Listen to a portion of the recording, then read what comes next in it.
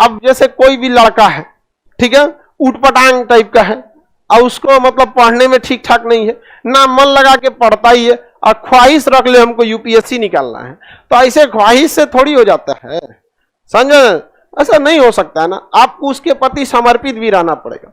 एक आदमी पूछे कि सर ज्यादातर एम्स के डॉक्टर या डॉक्टर और आईआईटीएन ज्यादातर क्यों निकाल ले रहे हैं सब यूपीएससी? आप देखिएगा ज्यादातर आईआईटीएन निकाल लेंगे, जो यूपीएससी निकालेगा कहां से? आईआईटी, एम्स, इंजीनियर, ये सब ये क्यों निकाल? तो उसका रीजन भी अगर आप देखेंगे सिंपल है, क्योंकि बचपन से तेज थे तभी वो आईआईटी में गए, वरना इंटर के बाद कौन आता है यहाँ पे? जब आप इंटर किए थे तो देखिएगा जो बचपन में बहुत तेज था वो निकल गया मेडिकल की तैयारी करने के लिए, इंजीनियरिंग की तैयारी करने, कोई आईआईटी में गया, कोई एम्स में गया, तो बचपने में तेज थे सब, पढ़ते भी आ रहे हैं उसी हिसाब से।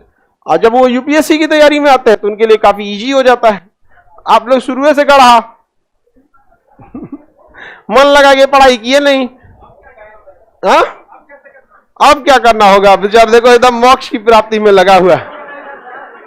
अब आप लोग को कुछ नहीं इधर उधर नहीं करना पड़ेगा, आप लोग आ गए हैं अभी समझ जाइए कि बोध गया में पहले कहां थे लोग? सारनाथ में, अभी कहां आ गए हैं? बोध।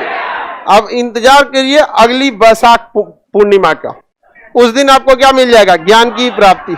समझ में आ गई कि नहीं? 1 से 1.5 साल समर्पित होकर आप दे दीजिए। पहले तो ये रहता था ना कि हम लोग जितने लड़कों का रिजल्ट होता था, कई ऐसे लड़के थे जीएस में अच्छा परफॉर्म कर जाते थे, मैथ में, इंग्लिश में, रीजनिंग में चौपट हो जाते थे।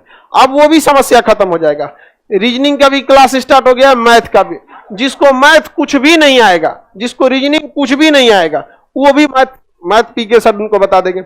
और रीजनिंग का तो पूछिए मत, एकदम रीजनिंग पढ़ रहे लोग नहीं है, उतना खतरनाक रीजनिंग नहीं पढ़ पाएंगे आप लोग। एकदम मतलब क्वेश्चन कॉलम में छूने की जरूरत नहीं है रीजनिंग में, एकदम मतलब सब एकदम समझ कीजिए कि आप क्वेश्चन देखते आंसर आ जाना चाहिए। सबका अलग अलग सब्जेक्ट पे अलग अलग अप्रोच होता है, समझ में नहीं गया? तो अब आप लोग को भी यहाँ मोक्ष की प्राप्ति हो जाएगी। और जुलाई से तो आप लोग के लिए बैच भी रहेंगे लोग यहाँ पर। सर हम गरीब हैं, क्या करें? दिक्कत यह है कि तुम सीधे अमीर होना चाहते हो। गरीब इंसान से पूछिए तो वो ये नहीं कहेगा, 2 रास्ते होते हैं। अमीर एक रिजल्ट है, उस रिजल्ट पे पहुंचने का नाम होता है मेहनत। तो आप गरीब है तो मेहनत कीजिए, पढ़ाई कीजिए, डायरेक्ट कोई अमीर नहीं हो सकता। और जितने अमीर लोग को देखिएगा वो सब के सब क्या थे? गरीब थे। ये कौन सा लॉजिक है हम गरीब हैं अमीर कैसे होंगे? ऐसे सोचते रहिए, ऐसे सोचते में आपका 6 महीना निकल चुका होगा, 2 साल और सोच दीजिए, हमेशा के लिए काम खत्म हो जाएगा यहाँ पे। आप मेहनत कीजिए, गरीब हैं तो आपके लिए भी तो 24 घंटा है।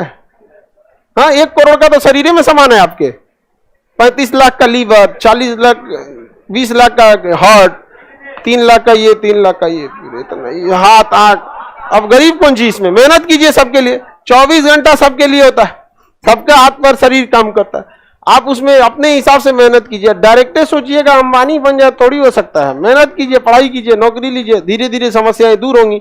अचानक नहीं होता है कोई भी चीज। आगे बढ़ जाए, किसी को दिक्कत?